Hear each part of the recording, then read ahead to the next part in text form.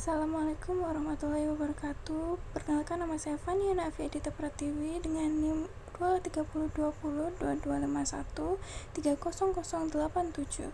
Di sini saya akan menjelaskan bagaimana peran bahasa Indonesia di era digital untuk meningkatkan keterampilan berbahasa Indonesia di kalangan mahasiswa.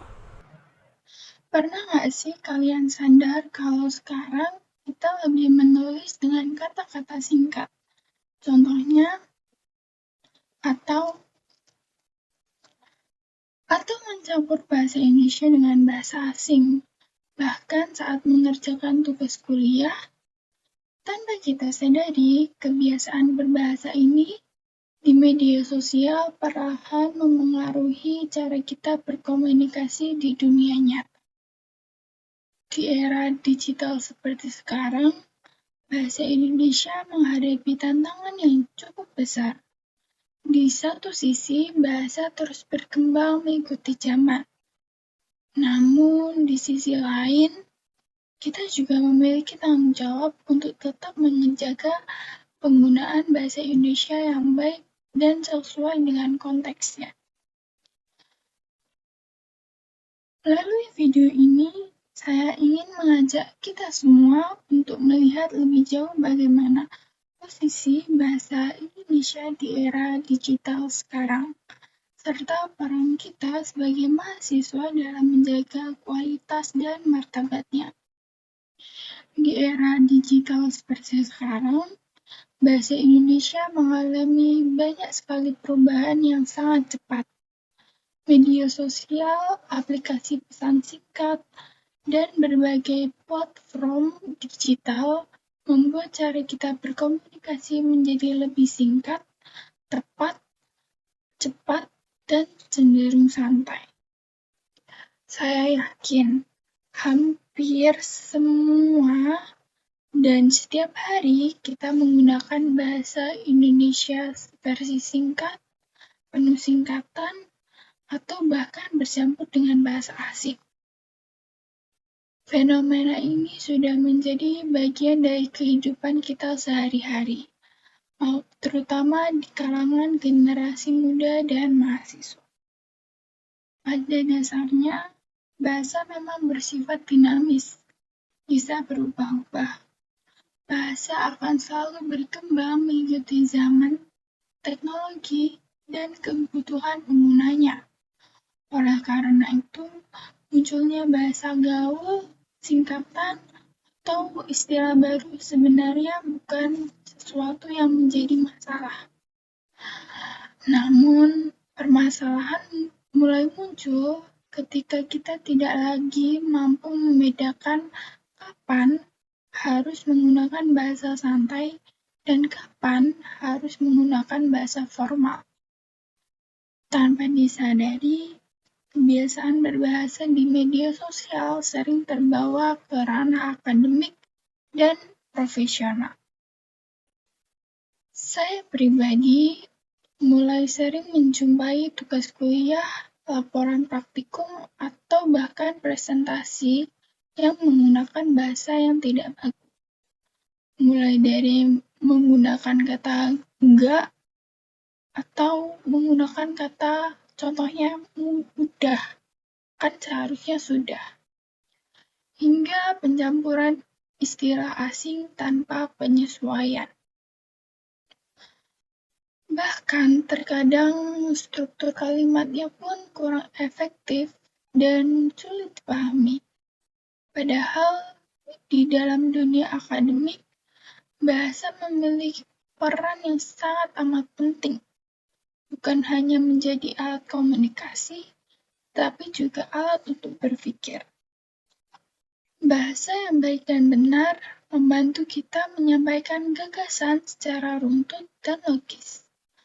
Ketika seseorang mampu menulis atau berbicara dengan bahasa yang tertata, itu menunjukkan bahwa pola pikirnya juga terstruktur.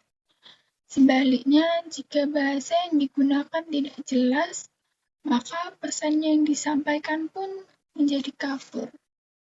Istilah mengapa penggunaan bahasa Indonesia yang tepat sering sekali berpengaruh terhadap kualitas akademik mahasiswa.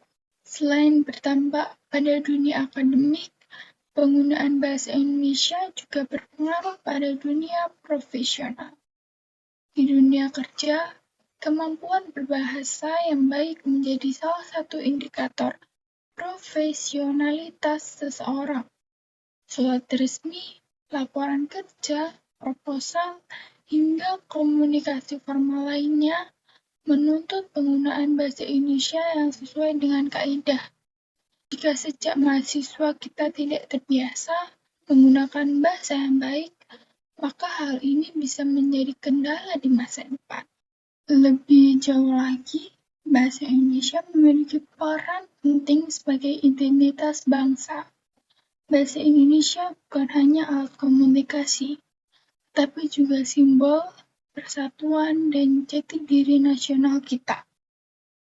Di tengah arus globalisasi, penguasaan bahasa asing memang sangat penting.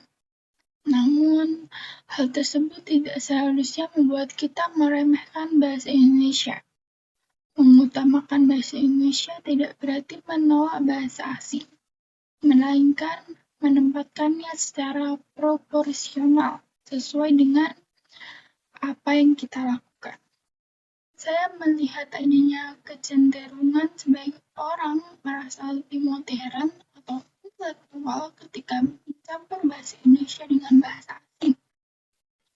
Padahal kemampuan menggunakan bahasa Indonesia yang baik justru menunjukkan kecerdasan berbahasa. Orang yang benar-benar menguasai bahasa akan tahu kapan harus menggunakan bahasa asing dan kapan harus menggunakan bahasa Indonesia secara utuh. Namun, saya juga ingin menegaskan bahwa saya tidak bermaksud melarang penggunaan bahasa gaul atau bahasa santai. Bahasa santai tetap memiliki tempatnya sendiri, terutama dalam kecakapan atau percakapan sehari-hari atau di media sosial. Yang perlu kita latih adalah kesadaran konteksnya. Kita perlu mampu menyesuaikan bahasa dengan situasi dan tujuan komunikasinya. Sebagai mahasiswa, kita memiliki peran strategis dalam menjaga kualitas bahasa Indonesia. Mahasiswa tidak hanya dituntut untuk menguasai ilmu pengetahuan, tapi juga mampu menyiapkan ide, gagasan, dan hasil dari pemikiran secara jelas dan bertanggung jawab. Dengan membiasakan diri menggunakan bahasa Indonesia yang baik dan benar, kita turut berkontribusi dalam menjaga martabat bahasa nasional kita. Langkah yang bisa kita lakukan sebenarnya sangat mudah dan sederhana. Mulai dari memperhatikan ejaan, memilih kata yang tepat, menyusun kalimat secara efektif, dan membedakan penggunaan bahasa formal dan non-formal. Kebiasaan kecil ini kita bisa lakukan secara konsisten dan akan memberikan dampak besar terhadap kualitas komunikasi kita nantinya. Di era digital sekarang, tantangan bahasa Indonesia memang semakin besar. Namun, tantangan ini juga menjadi peluang bagi kita untuk menunjukkan bahwa bahasa Indonesia mampu beradaptasi tanpa kehilangan jati dirinya.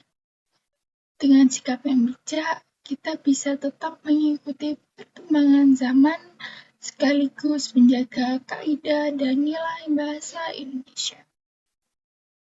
Saya percaya bahwa bahasa Indonesia akan tetap relevan dan bermartabat jika para penggunanya memiliki kesadaran dan tanggung jawab dalam berbahasa. Oleh karena itu, perubahan harus dimulai dari diri kita sendiri, dari cara kita menulis, berbicara, dan menyampaikan gagasan dalam kehidupan sehari-hari. Sebagai penutup, saya ingin mengajak kita semua untuk lebih sadar dalam menggunakan bahasa Indonesia. Perubahan zaman bukan alasan kita untuk mengabaikan kaidah bahasa, melainkan tantangan bagi kita untuk bersikap lebih bijak dalam berbahasa. Bahasa santai boleh digunakan dalam percakapan informal, tapi dalam ranah akademik yang profesional, bahasa Indonesia yang baik dan benar tetap harus menjadi pilihan utama. Sebagai generasi muda dan mahasiswa, kita memiliki peran penting dalam menjaga bahasa Indonesia agar tetap berpendapat di tengah arus digitalisasi. Mari kita menggunakan bahasa Indonesia dengan bangga, cerdas, dan bertanggung jawab. Jika kita mampu menghargai bahasa sendiri, maka kita juga sedang menjaga identitas bangsa kita. Terima kasih sudah menyimak video ini. Semoga apa yang saya sampaikan dapat memberikan manfaat dan menambah kesadaran kita semua. Assalamualaikum warahmatullahi wabarakatuh.